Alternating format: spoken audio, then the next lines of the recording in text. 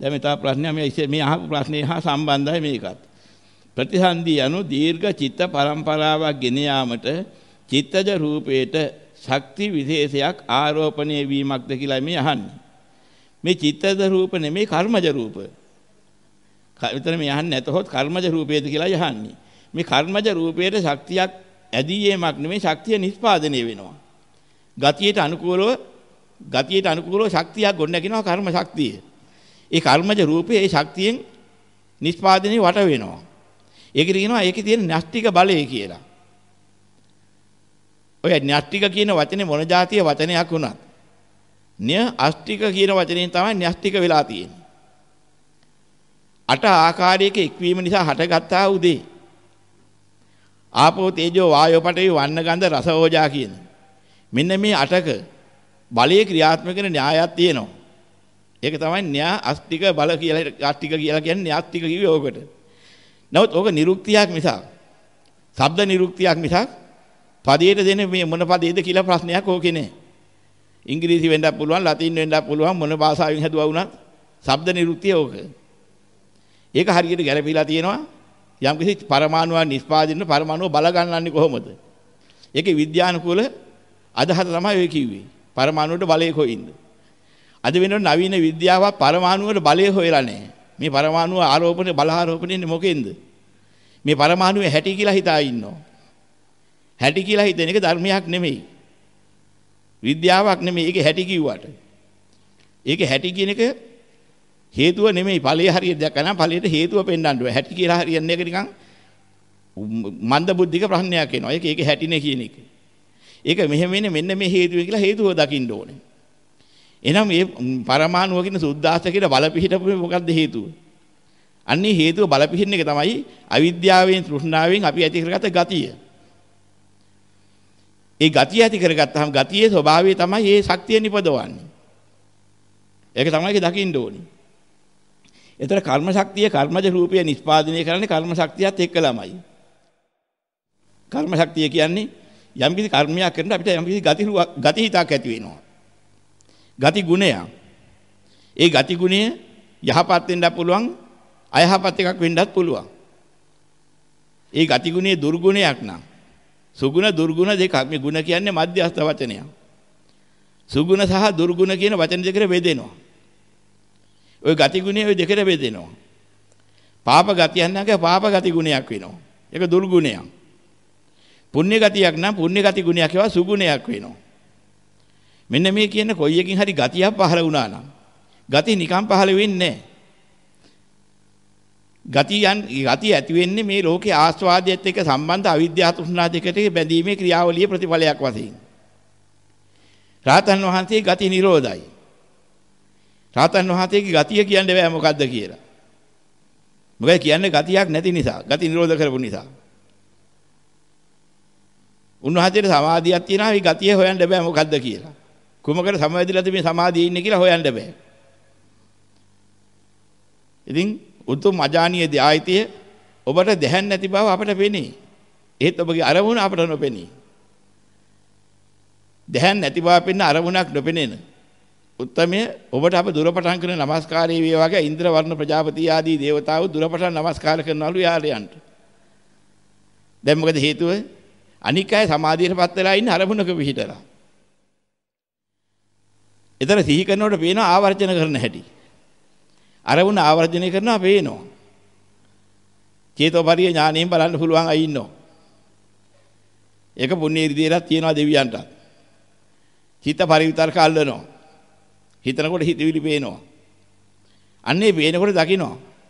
පටවි කියලා සංඥාවට සමවැදී ඉන්න හැටි. ඉතින් පටවි කසිනේ නෙමෙයි සමාධිය ලබලා ඉන්නේ. ආපෝ කසිනේට හැඟීම මොහොතක් ගානේ පවත්වන හැටි. ජල සංඥාව ගන්න හැටි වැටහෙනවා පේනවා. ඒතකොට දකින්නවා මේ ආපෝ කසිනේට සමවැදිලා මේ සමාධියේ ඉන්නේ. ওই විදිහට බලාගෙන රහතන් වහන්සේ නම දිහා බලනවා. මොකේට සමවැදිලා කරා මොකුත් පේන්නේ නැහැ. හැබැයි සමාධිය උපරිමයෙන් ඉහළමයි. කිසිම කම්පාවක් නැහැ. මොනම අරමුණක් ආවත් අරමුණේ චලනයකුත් නැහැ. දැන් මෙහෙම ස්වභාවයක් තියෙනවා. මෙන්න මේ ස්වභාවය මොකක්ද කියලා බලපුවාම ඒ දෙවියන්ට හොයාගන්න බෑ. මේක තමයි ඵල සමාපත්තිය හැටි. ඒ ඵල සමාපත්තිය දෙවියන්ට ගෝචර නැහැ. අනාර්යයන්ට කොහොමද අනාර්යයන්ට ගෝචර නැහැ. ඉහළ ඵලයක ඉන්න ආර්යයෙක් ඉන්නවා නම් ඒ සමාධියට ගෝචර කරන්න පුළුවන් චේතෝපරිය ඥානයක් තියෙනවා නම් එහෙම ගෝචර කරගත්ත හැකියි. එහෙම අනික් කෙනෙකුට මේ සමාධිය හොයන්න බෑ මොන අරිහත් ඵල සමාධියද මොකද්ද කියලා. ඉතින් ඒ නිසා තමයි මේ විශේෂත්වය දැකලා නමස්කාර කරනවා කියන්නේ. දැන් ඒ වගේ ඉතින් මේක අපි දකින්න ඕනේ. මේ වරක් ප්‍රතිසන්දිය පසු අදාළ ශක්තිය මිනිස් බවට හේතු වේ නම් ඒක දිගටම මිනිස් අත්බැව් 100,000 ගණනක් ලැබෙනවාද කියලා මේ හන්නේ. ඒක වෙන්නේ මෙහෙමයි. ඔහු විදිහ යම් කිසි සංකාරයක් රැස් කරනකොට ඒ මිනිස් සංකාරයෙන් පල්ලිහාට යන්න හරි මිනිස් සංකාරයට වඩා ඉහළට යන දේව සංකාරයක් බ්‍රහ්ම සංකාරයක් හරි නොවැඩුවොත් යම් කෙනෙක් ඒ ලැබුණු සංකාර මට්ටමේ නම් ඉන්නේ ගෙවගෙවා. ඒ කියන්නේ මේ පටිසන්ධිය ලැබු ශක්තිය මට්ටමේ නම් ඉන්නේ. ඒ මිනිස් සංකාරයෙන් හටගත්ත මිනිස් විඥානය පටිසන්ධි විඥානය වශයෙන් පහළ වුණා නම් ඒ විඥාණයට අවුරුදු දහස් ගානක ලක්ෂ ගානක කෝටි ගානක බලයක් ගැබ්බෙනවා. ඒ ගැබ්බෙන බලය නිසා කර්මජ ශක්තිය තියෙනවා. කර්මයෙන් ජනිත කරන ශක්තිය එතන තියෙනවා. එතකොට කර්මක්ෂය මරණයක් වෙන්න විදිහක් නැහැ. යම් කිසි විදිහකින් ආයුක්ෂය මරණයක් වෙන්න පුළුවන් ශරීරයේ තියෙන සතර මහා භූතයන් දුර්වල කාලයක දුර්වල සතර මහා භූතයන්ගෙන් ගොඩනැගිච්ච ශරීරයට ආයුෂ තියන්න බෑ. ඒක කැඩලා යනවා, දිර්ලා යනවා. ඒක ලෝකයේ සතර මහා භූතයන්ගේ කලින් කාලේ තියෙන වෙනසක්. ඒ වෙනස නිසා සතර මහා භූතයන්ගේ ශක්තිය අඩු කාලයක් එනවා. ද්‍රව්‍ය වස්තු වල රස ධාතු අඩුයි. ඒතකොට මේ ශරීරය පවත්වන්න බෑ වැඩි කල. දැන් මේ එහෙම කාලයක්. අවුරුදු ලක්ෂ කෝටි ගණන් ආයුෂ තියෙන කාලයක් එනවයි කියනවා. අවුරුදු 80000ක අවුරුදු වෙනවලු මෛත්‍රී බෝසතන් වහන්සේ බුදු වෙන කාලෙට. මේ කල්පේමයි. ඒ කලින් කාලේ ඇති වෙන්නා වූ පරිසර වෙනස් වීමක්. ඒ වෙනස් වීම නිසා සතර මහා භූතයන්ගේ බල ගැන්වෙන කාලයක් තියෙනවා. ඒ සතර මහා භූතයන්ගෙන් හටගත් ලෝකයේ පරිහරණය කරන එකෙන් පෝෂණය වෙන කය කායික ආයුෂ දික් වෙනවා. ඒතර මේ කායික ආයුෂ දික් වෙනකොට අර අවුරුදු කෝටි ගාණක් ඇති කර්ම ශක්තිය ඉතුරු වෙලා තියෙනවා නම් ඒ කෝටි ගාණ නිකන් කර්මක්ෂය මරණයක් වෙන්නේ නැහැ. ඒක අවුරුදු කෝටි ගාණක් හරි වෙනත් එයා ජීවත් වෙන්න පුළුවන්. යම් මොහොතේ කර්මක්ෂය මරණී අහවර වුණොත් එහෙම ඒකාන්තයෙන් ඔහුට අවිද්‍යාව තෘෂ්ණා ඉවර කරලා නැත්නම් අනුකූල ප්‍රතිසන්දියක් එයා කරලා තිබිච්ච කර්ම වේගයෙන් හරි ඇදිලා විදිලා ආසන්න කර්මයක් වශයෙන් ගොඩ නැගෙනවා. ගොඩ නැගිලා යලි ප්‍රතිසන්දියක් කල්ලනවා. ඒ ප්‍රතිසන්දියේදී යම් කිසි ගුණය මොකද්ද? ගතිය මොකද්ද? ගතියට අනුකූලව ප්‍රතිසන්දි චිත්තේ පහළ වෙනවා. ඉතින් යම් කිසි ප්‍රතිසන්දියක් ලැබුවට පස්සේ අර අපි ඉස්සෙල්ලා කිව්ව විදිහට දේව ප්‍රතිසන්දියකටෝ බ්‍රහ්ම ප්‍රතිසන්දියකටෝ තිරිසන් අසුර ඒ බඳු ප්‍රතිසන්දියට යන්න හේතුවක් තිබුණ නැත්නම් එහෙම එකක් බලවත්ව වඩලා තිබුණ නැත්නම් ඊයර තව බොහෝ කාලයක් ඉඳ තියෙනවා නම් කර්ම ශක්තිය. හැබැයි කර්මක්ෂය මරණයක් උනේ නැත්නම් උභයක්ෂය මරණයක් කිව්ව කර්මයයි ජීවිත ශක්තිය දෙක එකට ඉවර වුනේ නැත්නම් ඔය උපච්ඡේදක මරණ කියන මරණයක් හදිසි අනතුරක් එහෙම වුණොත් කය මැරෙනවා.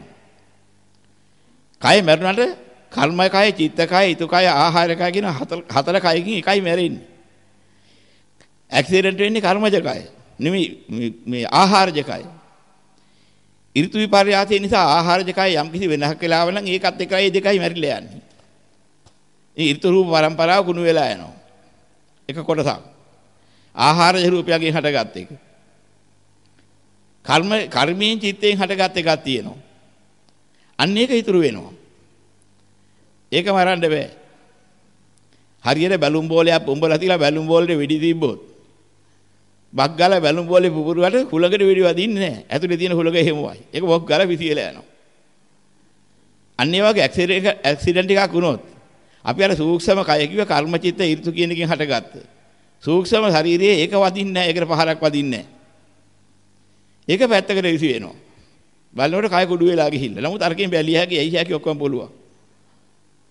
අන්න ඒක තමයි ගන්ධබ්බය වෙන්නේ. සූක්ෂම කායිකය. එයා තමයි ආයතරයක් ගිහිලා යම් කෙනෙක්ගේ බඩකට ගිහිලා ඊටම උක්කාන්ති වෙන්නේ. ඔක්කාන්ති වෙලා උපදින්නේ ඒක. අනිතර ආයතරය මොකද වෙන්නේ? අර කර්ම ශක්තිය මිනිස්සෙක් වෙන්න කර්ම ශක්තිය තිබුණා නම් ඔහු මනුස්ස භවාංගයේ තියෙන්නේ. ඒක තව අවුරුදු කෝටි ගණනක් ඉදිරියට කල් තියෙනවා. ඒ නිසා මොකද වෙන්නේ? මනුස්ස ගන්ධබ්බයම තමයි මනුස්ස ගැබකට ගිහිලා උප්පත්ති වශයෙන් යන්නේ. අපි ලෝකයට ආලය කරනවා. කියන්න බැරි කොටසක් තියෙනවා මට ඕකේ. විද්‍යාවක් තියෙනවා. ශබ්ද විද්‍යාව කර අපි ඉස්සරගේ ශබ්ද නිරුක්ති. කල ආලයට අය වෙන නිසා කල ආල අය කලලය කියනවා. එහෙනම් ඉස්සෙල්ලාම දරුවෙක් හටගන්න කලලයක් හටගන්න ක්‍රමයක් තියෙනවා. කල ආලයට අය වෙච්ච නිසා කලලය කිව්වා. කල ආලයට එක් වූ ඒ බර කල ආලයේ ඒ බර කලෙවර වුණා. මස්ලියකට කලෙවරේ කිව්වේ ඕකයි. හැබැයි කලෙවරේ කියන්නේ මොකද්ද කියලා අහුවත් එහෙම නිරුක්ති පෙන්වන්න එකක් නැහැ. කලලේ කියන්නේ ඇයි කිව්වොත් නිරුක්ති පෙන්වන්න වෙන ක්‍රමයක් නැහැ. ඔය පද නිරුක්තියයි ඔය කිව්වේ. කල ආලයට ආවතනක් තියෙනවා. දැන් මම ඒවා විස්තර කරන්න ගියොත් එහෙම මං කුණු හරව කිව්වා කියනවා. කල ආලයට ආව කලව දිහාට. කල ආලයට ආවතන කලව නිරුක්තිය. යෝග වෙලා ඇනිලා අය වෙච්ච තැනක් තියෙනවා.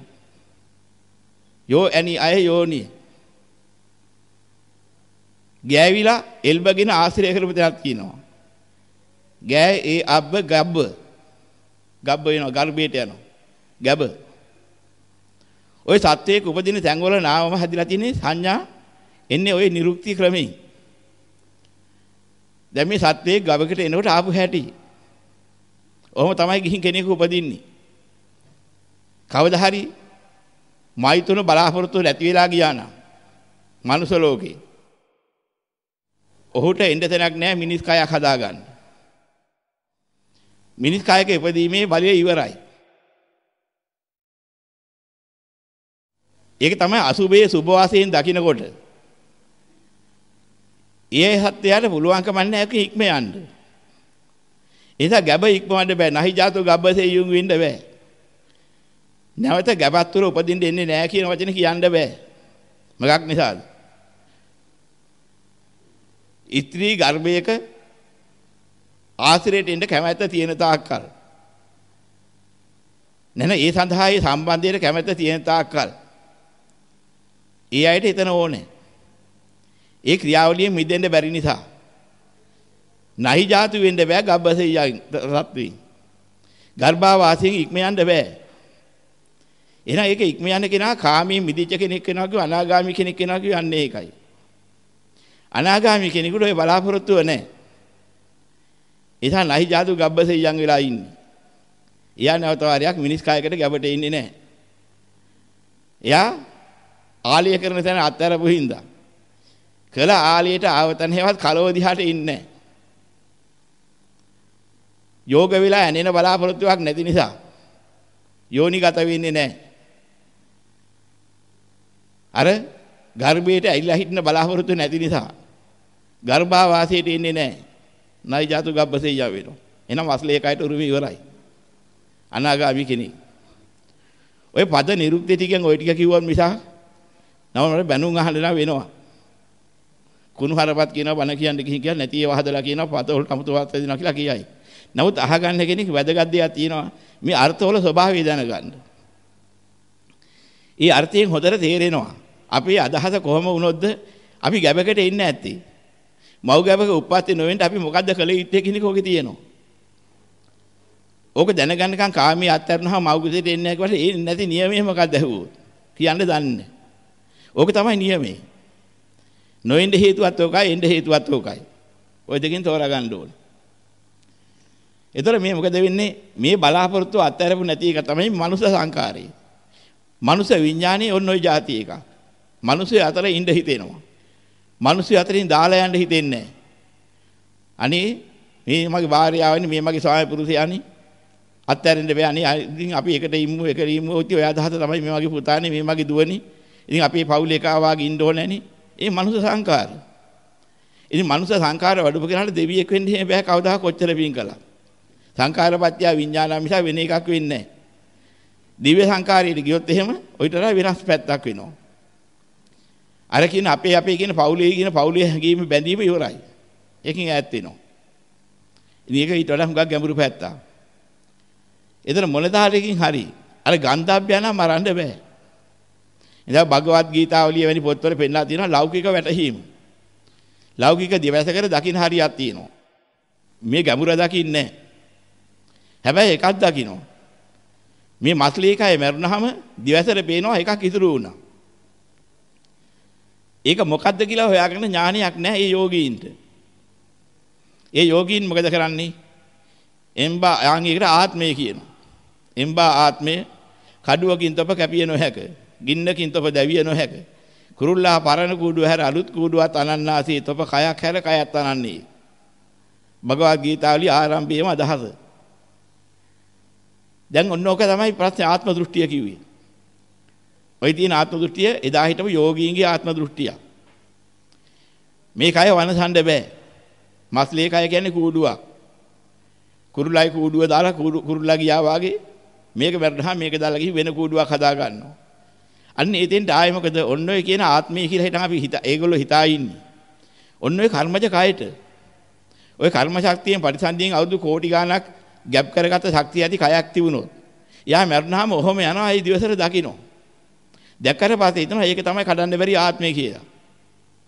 ඒ මට්ටමින් එහාට දිවසක් හිටියේ නැත්නම් මෙනෙහි කළේ නැත්නම් යා සත්තු කාලවත් ඔහොම තමයි තියෙන්නේ කියලා ආත්මයක් තියෙනවා කියන නිගමනය කරනවා. ඒ ආත්මේ කලන්න බින්දින්න බෑ ආත්මේ සැරිසරනවා. ආත්මේ ශරීරයක් හදා ගන්නවා. ආත්මේ කතා කරනවා. ආත්මේ කනවා බොනවා. ආත්මේ සැප විඳිනවා.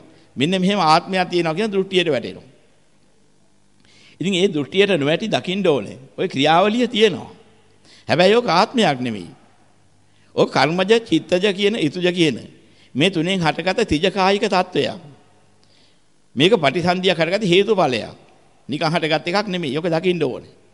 හේතුවක ඵලයක්. හේතුවක ඵලයක් කියන්නේ ආත්මයක් නෙමෙයි.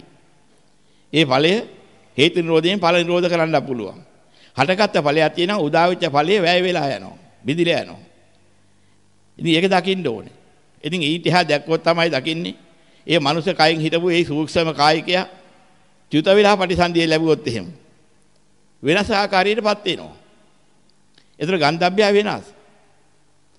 මිනිසයා මැරිලා හිටන් මීහරකෙක් එහෙම වුණා නම් මිනිසයාගේ ඇඟ එකපාර පරිවර්තනයට හිටන් හරි සූක්ෂම කයි මීහරක් කයක් වෙනවා. මීහරක් කයක් වෙලා හිටන් ඉතින් පිට වෙලා ඈත් වෙනවා. ඒක ගතියට ගතිය යන්නේ මීහරක් රංචුවකට. ගිහලට මීහරක් ගල්බයකට ඒක යනවා. ගිහලා එතන උපදිනවා. එතන මීහරකා. ඊට මීහරකා මලට පස්සේ අර සූක්ෂම කායිකයත් මීහරකා. මීහරක් සූක්ෂම කායිකයෙක් එතනින් පිට වෙලා යනවා. ඒ මීහරක් ගන්ධබ්බය ඒ කියන්නේ. ඉතින් මේක පේන්නේ නැහැ නිකන්. පොත්වලත් මේක මෙච්චර විග්‍රහ කරලා නැහැ. යම් කිසි ක්‍රමවේදයක් අනුවයි මේ විග්‍රහ කරන්නේ. ඒ වගේ දේවල්.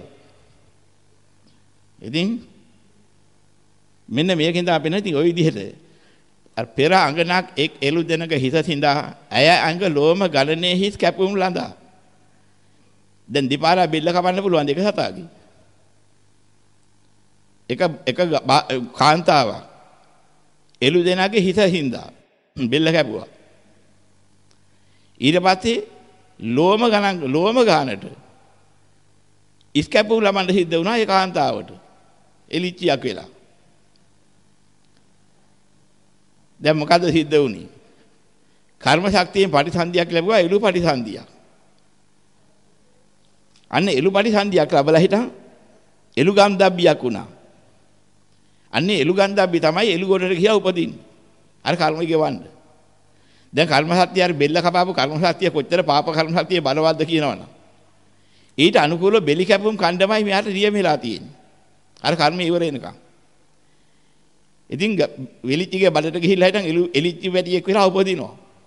ඒක ලොකු වෙච්චාම කවුරු හරි ගිහින් බෙල්ල කපලා මස්ටිය කනවා. ආයි ගන්ධබ්බිය යනවා. ආයි එළු ගැපකට යනවා. ආයි උපදිනවා. ආයි එලිච්චියක්. ආයිත් බෙල්ල කපනවා. ඔය ක්‍රමයට අර බෙල්ල කපුවේගේ පාපේ ගෙවන්න ලෝම ගානට ඉපදුනා කියනවා. එනම් මේ උපදිනකන් කොහෙද ගියේ? අර එලිච්චි වෙච්ච කර්ම ශක්තිය දිගටම තිබුණා.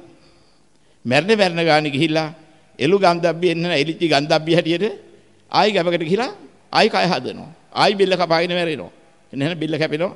අනුන්ට මස් ටික අනු කනවා. ණය ගෙවනවා විදිහට කර්ම ශක්තිය වෙරෙනකම්. ඉතින් ඒවා හරි භයානක පාප කර්ම. ප්‍රාණඝාතයේ මහ භයානකයි. ඒක කර්ම ශක්තිය ඇඟේ ලොම් ගානට මැරුම් කණ්ඩ හේතු වෙන කර්ම ශක්තියක් ගොඩ නැගිනවා. සසරේදී කවදා හරි ඔයා විඳින්න සිද්ධ වෙන්න පුළුවන් සසරේ ඉන්නවා නම් ඉන්න ආකාර. කවදා හරි යථාබෝධය ලැබලා කෙලවර කරේ නැත්නම් ඕවට වන්දි ගෙවා ගන්න බෑ. තව කොච්චර කාලයක් තිරිසන් වෙලා උපදී දන්නේ නැහැ කරව පව් වලට. ඉතින් එහෙම ක්‍රමයක් තියෙනවා. ඉතින් මේ පාපයන්ගේ බලයත් ඒ වගේ. ඉතින් කියන අත්බැව 500ක් වඳුරෙක් වෙලා හිටියා, එළුවෙක් වෙලා හිටියා, බල්ලෙක් වෙලා හිටියා. දැන් මේ අත්බැව 500ක් කියලා වචනයක් තියෙනවා. 1 2 3 500ක් කියලා හිතා ඉන්නේ. එහෙම එකක් නෙමෙයි 500 කියන්නේ එතන. 100 ප්‍රාණයක්. ඒ කියන්නේ ඔය ජීවිත රූපය කියලා එකක් කර්ම ශක්තියෙන් ඇති කරන ප්‍රාණ ශක්තිය. යම් කිසි කර්මයකට පූර්ණ ශක්ති විශේෂයක් තියෙනවා. ඒ ශක්ති විශේෂයේ තියෙන එක උපදිනට කියනවා 500ක් අත්බැව වල උපන්නා කියලා. ඉතින් ඔය 500 කියන කතාව මේ අපි ත්‍රිපිටකයේ ග්‍රන්ථවල හුඟක් තියෙනවා. උප්පත්තිය 500ක් උපන. හරි එතකොට ඔය විදිහට පිපිමුරේ කියලා 500ක් අත්බැව වල හිටියා. එතකොට ඔය විදිහට කියනවා. එක එක සත්තු වෙලා හිටවු හැටි. වඳුරෙක් වෙලා අත්බැව 500ක් විතර හිටන් මේ මිනිසෙකේ ජීවපත් අවස්ථාව. ඒකයි ඔය බණහනකොට බණ කියලා අත්තක් හොල්ල හිටියේ. ඔය ආදි වශයෙන් මේ පිරිස බණහනකොට වෙච්ච සිද්ධිය ගැන ආනන්ද හාමුදුරුවෝ ප්‍රශ්න බුදුරජාණන් වහන්සේ උත්තර දෙනවා. එක්කෙනෙක් හොඳට බුදුරජාණන් වහන්සේ ධර්ම දේශනා කරනකොට ආනන්ද හාමුදුරුවෝ ලෝක දැකලා ස්වාමීනි අර නිදාගෙන හිටපු එක්කෙනා බණ ඇහුවාද? එයා හොඳට නිදාගත්තා. ඒකට හේතුව මොකද? අත්බැව 500ක් පිඹුරේක් වෙලා හිටියා. ඒ හිටපු ගතියේ මිනිසෙක් කියලා ඉන්න 500ට පස්සේ මිනිසෙක් වෙච්ච වෙලාව. ඉතින් හිතන්නේ 1 2 කියලා 500 වාරයක් පිඹුරේක් වුණා කියලා. නෑ ඒ කියන්නේ ඒ කර්ම ශක්තියක් ගෙවලා ඉවර වෙනකම් අතරමඟ කඩ වෙන්න වෙන පටිසන්ධියේ කර්ම ශක්තියක් ආවේ නැත්නම් ඒ සත්වයාට සිද්ධ වෙනවා. ඒ කර්ම ශක්තියේ මුළු ආයුෂ ප්‍රමාණය වෙනකම් ඒ මෙරි ඒ જાතියේ මත්බැවවල උපදින්න. කය මැරෙනවා, ගන්ධබ්බය යනවා ඒ જાතියේ බලකට. ගිහිලා ආයතරයක් උපදිනවා මස්ලී කයකින්. ආයිත් ඒ කය මැරෙනවා, ආයිත් જાතියේ බලකට යනවා. මෙන්න මේ ක්‍රමෙට කර්ම ශක්තිය තියෙන තාක්කල් ගෙවන්න ඕනේ. ඒක තමයි 500ක් අත්බැව කියනවා කියන්නේ. දැන් මේක තමයි මේ විස්තර කළේ. දැන් ওই ටික අංග තේරුම් ගන්න ඕන හුඟක් ගැඹුරු තැනක් ඕක. හුඟක් අඩු ඒවා පොත්වල විග්‍රහ කරලා තියෙන ඒවා.